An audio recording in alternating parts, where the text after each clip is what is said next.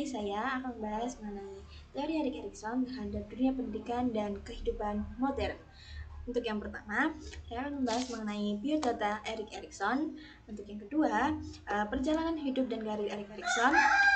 Untuk yang ketiga, kontribusi Erik Erikson dalam dunia pendidikan. Dan yang terakhir yaitu korelasi teori Erik Erikson dalam kehidupan sekarang. Yuk kita bahas. Pertama, yaitu mengenai biodata Erik Erikson. Erik Erikson lahir pada 15 Juni 1902 di Jerman dan meninggal dunia pada 12 Mei 1994 di Amerika Serikat.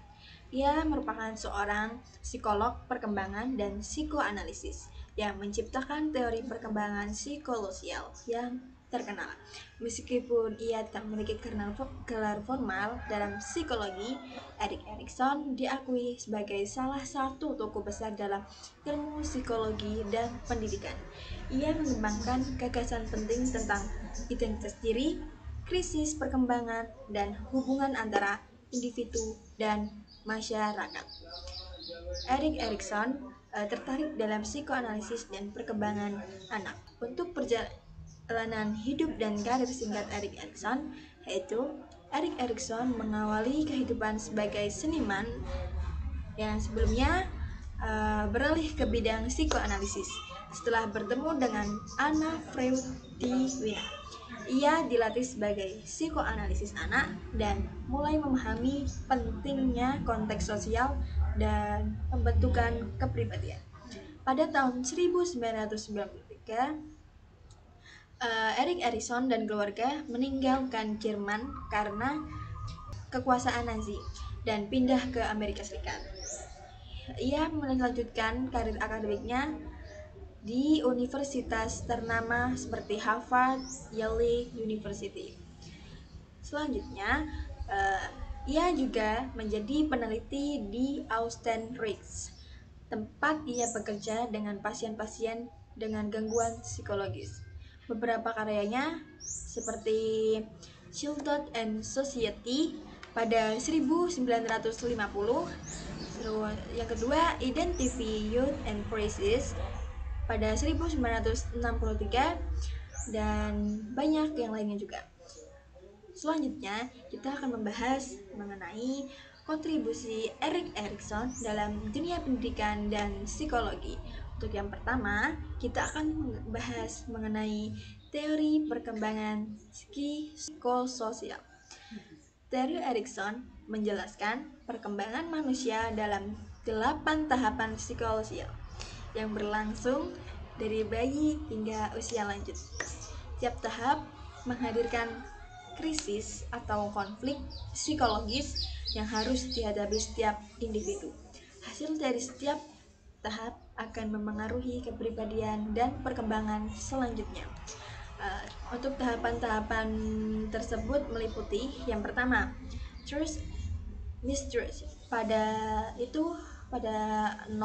sampai 1 tahun.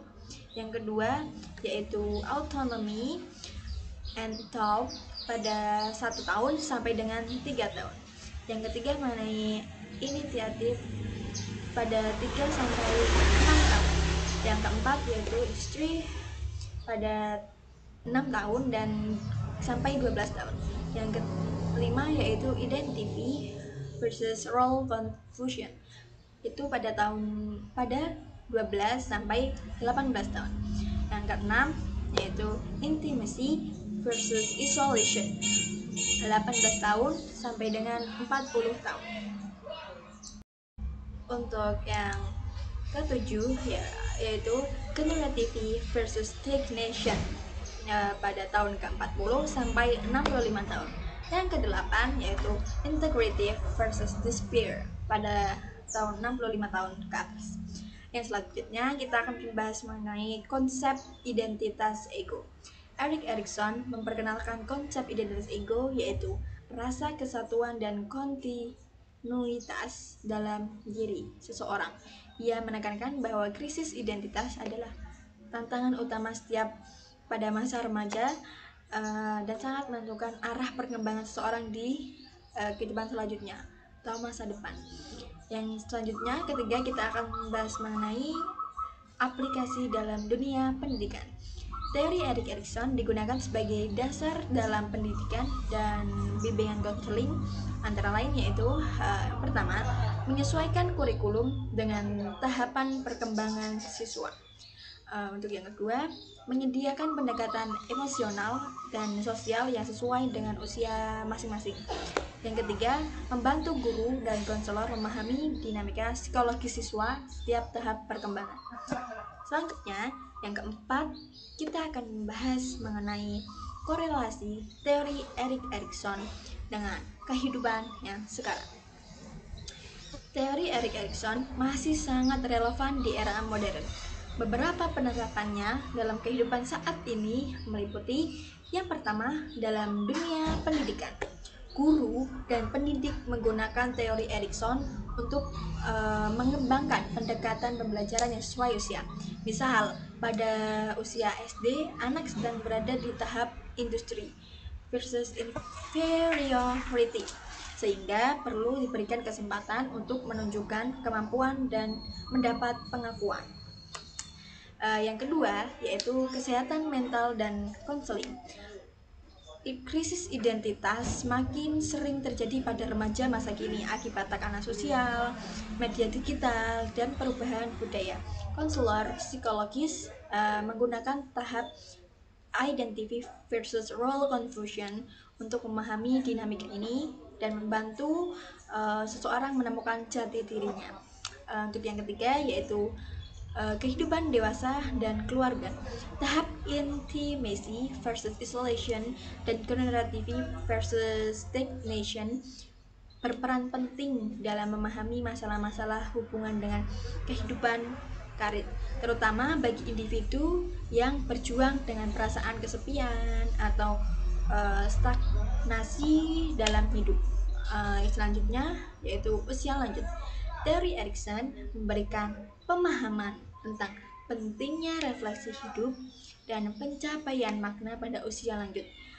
Tahap integrity versus despair membantu lansia menerima hidup mereka dengan bijak atau memperbaiki hubungan dengan yang belum selesai.